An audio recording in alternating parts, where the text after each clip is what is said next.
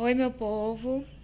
Estamos aqui outra vez. Agora vamos falar de uma época muito importante da história política brasileira, uma época muito cobrada em provas e de um cara que marcou totalmente a história política presidencialista do nosso país. Quem é esse cara? É esse senhor aqui que está na nossa tela. Getúlio Vargas, ou apenas Presidente Vargas para os íntimos. E o período que a gente vai estudar é o período chamado de Era Vargas. O que é essa Era Vargas? É o momento, um período de 15 anos em que o Vargas fica no poder.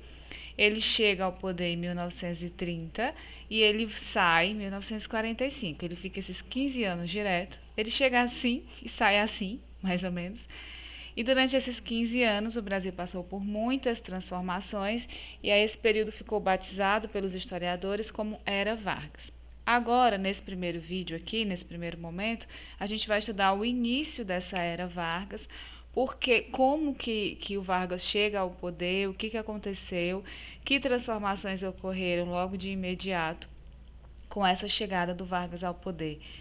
E no próximo vídeo a gente vai estudar os momentos do seu governo.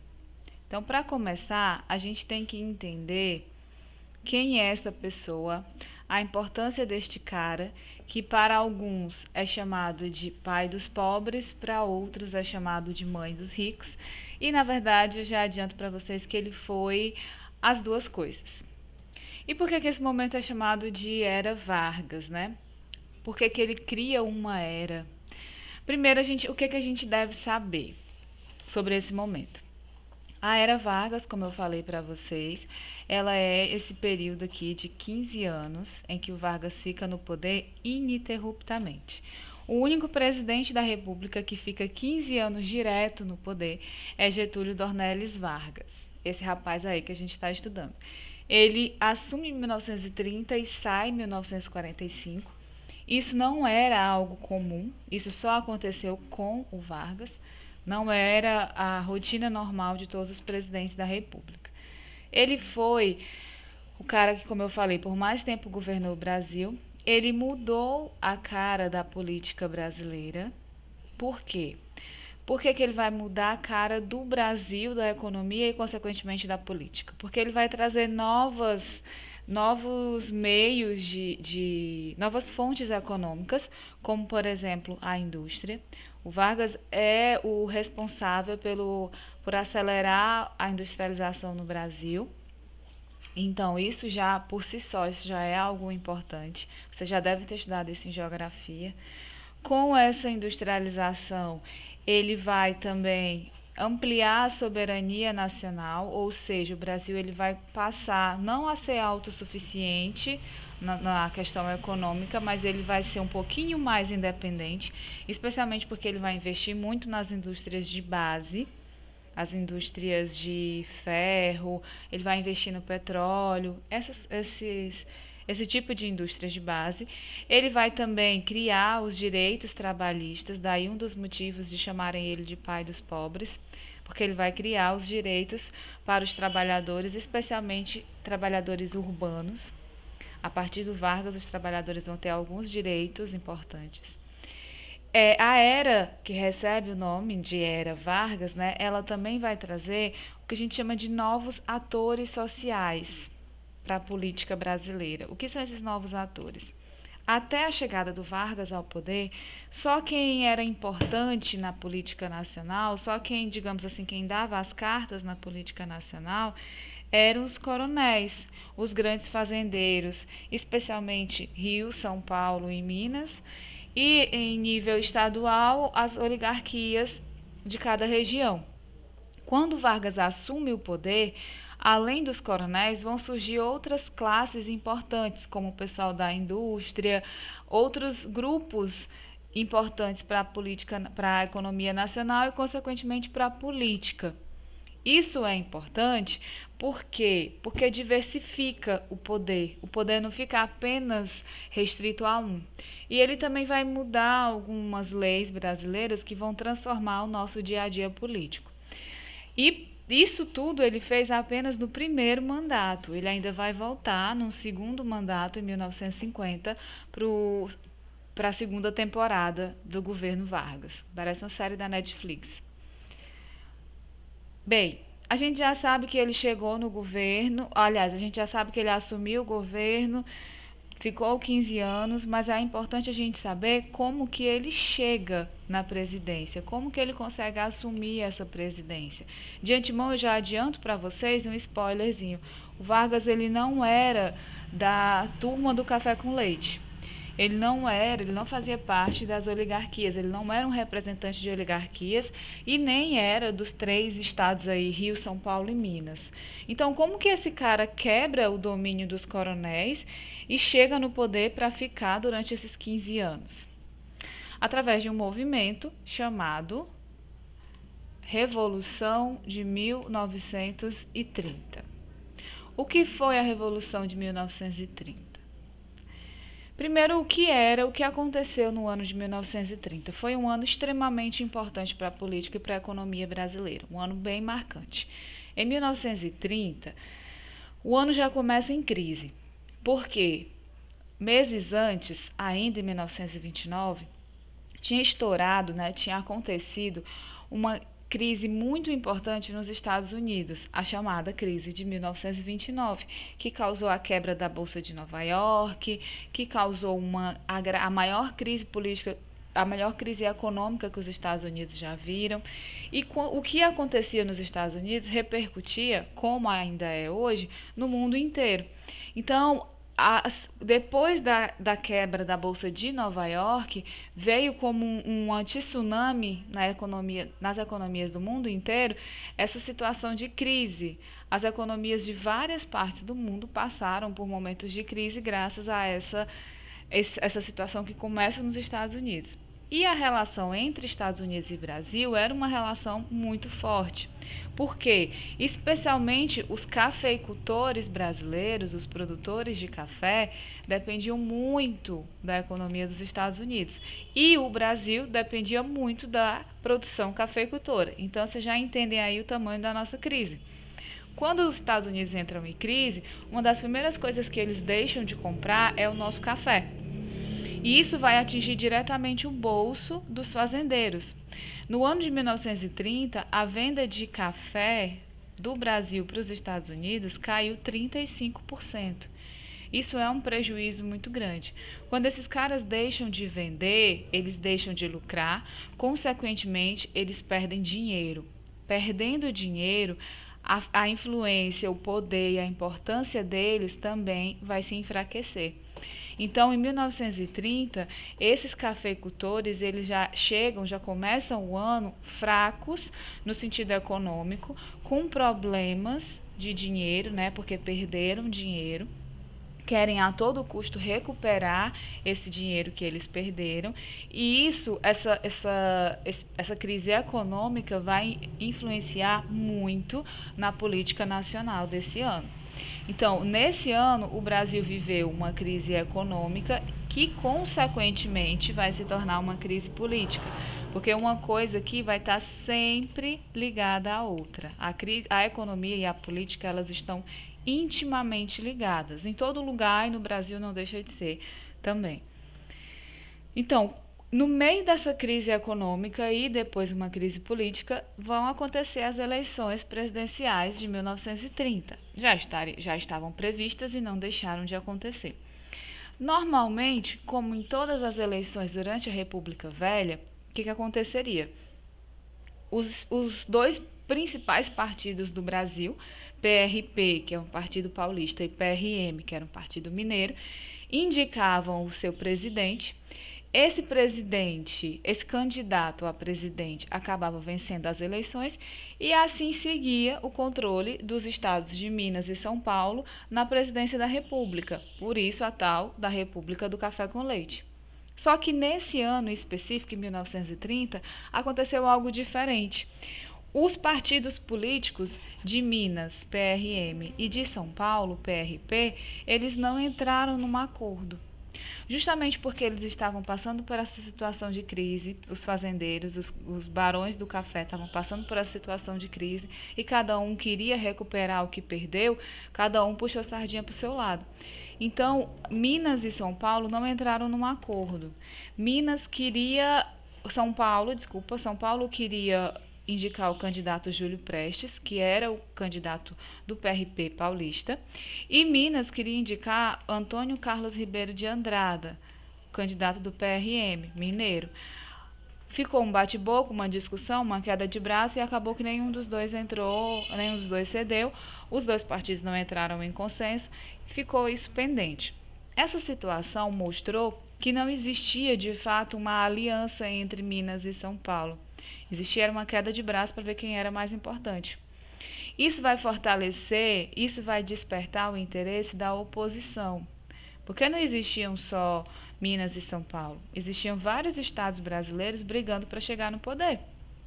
Vários estados querendo que o seu político, seu governador, o seu candidato indicado vencesse a eleição, porque, consequentemente, esse estado iria se beneficiar. Então, quando os outros estados brasileiros veem a briga dos políticos de Minas e São Paulo, percebem assim: epa, essa união não é tão forte, a gente pode se aproveitar disso. Resolveram então criar um novo partido político. A oposição resolve criar um novo partido político, comandados pelos líderes políticos do Rio Grande do Sul, de Minas Gerais e da Paraíba. Por que Minas Gerais? Porque Rio Grande do Sul e Paraíba, vendo que a situação aqui estava complicada, resolveu convidar os líderes do estado de Minas Gerais para se separar de São Paulo e vir para o lado deles. E foi isso que aconteceu. Trazendo para os nossos tempos atuais, vamos dizer que Minas Gerais virou, né? Minas virou de lado. Saiu do lado de São Paulo e foi para o lado da oposição, que nesse momento era liderada por Rio Grande do Sul e Paraíba. E formaram um novo partido político chamado Aliança Liberal. Então, a cena política brasileira ficou o seguinte: a gente tinha o PRP, que era o Partido Republicano Paulista, o PRM se desfez e no lugar do PRM surgiu a Aliança Liberal, AL, que era um novo partido de oposição liderado pelos políticos do Rio Grande do Sul, da Paraíba e agora de Minas Gerais, e que iria disputar a eleição contra os paulistas. E foi isso que aconteceu. As eleições de 1930 ficaram da seguinte maneira: como candidato da situação, ou seja, candidato apoiado pelo presidente que estava no poder, a gente tinha esse rapaz aqui, Júlio Prestes, paulista, representante dos barões do café de São Paulo, e apoiado pelo Washington Luiz, que era o presidente que estava no poder, iria entregar para ele. Como líder, tinha esse carinha aqui chamado Vital Soares. Do outro lado, como oposição, tentando tirar os cafeicultores paulistas do poder, a gente tem aqui Getúlio Vargas como candidato, João Pessoa como vice, representando esse partido que tinha surgido agora em 1930, chamado Aliança Liberal, que era o partido de oposição, ou seja, o partido que queria tirar a galera do poder. Esse partido representava os líderes políticos de Minas, Rio Grande do Sul e Paraíba. E depois passou a ter aliança de outros estados também. Eles não tinham o apoio do presidente, que estava no poder, mas eles tinham o apoio de vários outros setores da sociedade brasileira que também queriam tirar São Paulo, os cafeicultores paulistas do poder, porque há mais de 30 anos que só os cafeicultores de São Paulo dominavam a cena política brasileira. Muitos outros estados queriam essa mudança, né? Então, as eleições são daquela forma. Quem vence as eleições de 1930? Pela lógica, a gente imagina que seja o Vargas que vai vencer as eleições, né? Mas não, a lógica nem sempre funciona. Quem vai vencer as eleições vai ser o Júlio Prestes, o candidato paulista, candidato do PRP, do Partido Republicano Paulista. Ah, tia, mas como assim se o Vargas vai chegar ao poder? Calma, calma. Muita coisa ainda aconteceu. Por que o Júlio Prestes é quem vence as eleições? Lembre-se que a gente ainda está na República Oligárquica. Ainda são os barões do café que comandam a cena política. E nessa república oligárquica, o que a gente mais via era falcatrua, né? Voto de cabresto, fraudes eleitorais, eleitor sendo coagido, violência, tudo mais. Então, nesse cenário aí, onde os fazendeiros controlam a votação e, consequentemente, a vitória, o Júlio Prestes, que era o aliado dos fazendeiros paulistas, nesse momento ainda os caras mais importantes do Brasil, vai vencer. Nas urnas ele vence. No entanto, o pessoal da Aliança Liberal, que era o partido de oposição, vai contestar esse resultado, vai dizer que não concorda, que não foi justo, não aceitam o resultado, porque dizendo eles que a eleição teve fraude. Isso é verdade, com certeza mentindo eles não estavam, né? Errados eles não estavam. Certamente a eleição teve fraude, porque na verdade qualquer eleição nessa época tinha fraude. Isso era uma coisa assim natural do ser humano brasileiro. Então, no meio dessa confusão toda, vai começar, agora sim, o movimento que a gente conhece como Revolução de 1930. A revolução ela só vai acontecer depois das eleições, porque ela é justamente para contestar o resultado das eleições. É justamente porque o pessoal que perdeu não aceitou que perdeu. Então, o clima de revolta ele vai tomar conta dos estados brasileiros, de vários estados brasileiros que não aceitaram o resultado da eleição de 1930, onde o Júlio Prestes vence. Como eu falei, diversos grupos sociais vão se envolver nesse movimento. Que grupos são esses? Operários, militares, profissionais liberais, ou seja, grupos que não são aliados dos cafeicultores de São Paulo e que também querem, de alguma forma, chegar ao poder. Então, esse pessoal vai se envolver nesse movimento de 1930 porque eles querem tirar os barões do café do poder no Brasil para que as coisas mudem um pouco, né? Para que, vamos dizer assim, tirar aquela panelinha do poder e criar novas panelinhas. No meio dessa confusão toda, né, que a princípio está apenas restrita aqui aos estados do Rio Grande do Sul, Minas Gerais, Paraíba, no meio dessa confusão toda, o candidato a vice do Getúlio Vargas, João Pessoa, vai ser assassinado. Quando o João Pessoa é assassinado, surge um boato aí de que quem mandou matar o João Pessoa foi o Washington Luiz, atual presidente e aliado do Júlio Prestes, que venceu as eleições. Oficialmente a gente não sabe, mas existe essa história. E aí, com o assassinato do João Pessoa, o clima de revolta vai ficar ainda mais forte. A oposição, os grupos de oposição ao governo vão se aproveitar dessa situação e vão se unir oficialmente formando o movimento da revolta de 1930, Revolução de 1930. Em outubro de 1930, ainda, vai ter início lá no Rio Grande do Sul uma luta armada, deixa de ser só um movimento de gente que não aceitou as eleições e vai se tornar uma luta armada, justamente porque a gente tem aqui vários militares envolvidos nessa história, ainda lembrando do movimento do tenentismo.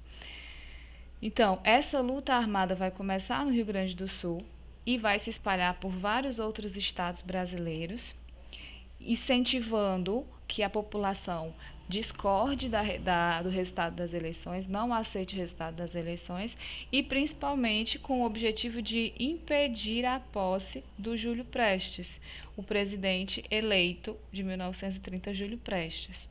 Não, a Revolução de 30 quer que o Júlio Prestes não assuma a presidência, quer impedir que o Júlio Prestes assuma a presidência. Esse movimento vai se espalhar por vários estados brasileiros e vai chegar até os militares do Rio de Janeiro.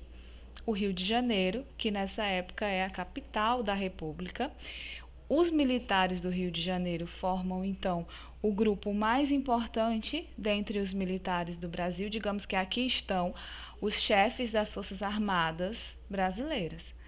Esse pessoal aqui vamos dizer, é quem controla a segurança nacional, né? É o pessoal que comanda a segurança nacional. Então, o movimento vai ficando cada vez mais forte e os militares do Rio de Janeiro resolvem se aliar ao movimento da Revolução de 1930. Isso deu uma grande força para essa revolução, porque mostrou que eles têm o apoio dos líderes das Forças Armadas. Com essa aliança entre os militares do Rio de Janeiro e o movimento da Revolução de 30, a revolução vai ficar muito forte, vai ficar ainda mais forte, mais fortalecida. E no finalzinho de outubro de 1930, os militares do Rio de Janeiro, apoiando os revoltosos que estão discordando da vitória do Júlio Prestes, vão depor o presidente Washington Luiz. O que quer dizer isso? O presidente Washington Luiz, que é o cara que iria entregar a presidência para Júlio Prestes, desculpa, são muitos nomes, para Júlio Prestes, o presidente Washington Luiz é expulso do cargo. Os militares tiram o presidente Washington Luiz do cargo. Isso a gente chama de golpe de Estado, né? Quando o presidente é deposto, poucas semanas antes do fim do mandato dele. Ele estava quase terminando, estava indo tudo bem até que a Revolução estourou. E em 3 de novembro de 1930, o Vargas é colocado no poder. Ele não vence as eleições e assume, toma posse, como a gente é acostumado a ver as cerimônias no 1º de janeiro. Não. O Júlio Prestes é quem venceu as eleições, mas o movimento de 1930 não aceitou a vitória do Júlio Prestes. Depois, o candidato do presidente Washington Luiz, antes que o Júlio Prestes assumisse a presidência, e colocou o Vargas lá como presidente do Brasil, mesmo que ele não tenha vencido as eleições na urna. O Vargas, que era, até 1930, governador do Rio Grande do Sul. Ele não era um carinha qualquer que foi escolhido, ele era governador do Rio Grande do Sul. Então, em 3 de novembro de 1930, Getúlio Vargas assume a presidência. A gente não diz que ele tomou posse naturalmente, porque ele não tomou posse naturalmente, não foi uma coisa dentro da lei. Ele assumiu depois que o presidente Washington Luiz foi deposto e o pessoal, os militares da Revolução de 1930 escolheram colocar o Vargas lá. O que se sabe Vargas assumiu. Júlio Prestes não teve mais como assumir. E com isso termina oficialmente a Primeira República ou República Oligárquica. Por que termina a partir daí? Porque o Vargas, ele é um candidato que não pertence àquele grupo que estava no poder até então. Então, ele acaba com um domínio que até então era exclusivo dos cafeicultores, dos grandes barões do café, e ele vai começar uma nova época, uma nova etapa da história política brasileira. Então, por isso que a gente diz que, oficialmente, o que encerra a República Oligárquica ou República Velha é a Revolução de 30, quando Vargas assume o poder. A partir daí vai começar um novo momento da história política brasileira, especialmente marcado por esse período que a gente chama de Era Vargas. Esse período ele é dividido em 3 momentos principais: governo provisório, governo constitucional e Estado Novo, que é uma fase de governo ditatorial, onde Vargas instala uma ditadura, que não é a militar, tá, gente? Não confundam. É a ditadura do Vargas, chamada de Estado Novo. A Era Vargas dura 15 anos, mas a gente divide nesses 3 momentos que a gente vai estudar mais detalhadamente cada um deles: provisório, constitucional e Estado Novo ou governo ditatorial. Por enquanto, eu vou deixar vocês aqui com essas 3 perguntas. Quem conseguir responder elas é sinal de que entendeu o vídeo. Elas são importantes para você compreender esse momento. Espero que vocês consigam respondê-las. E até a próxima!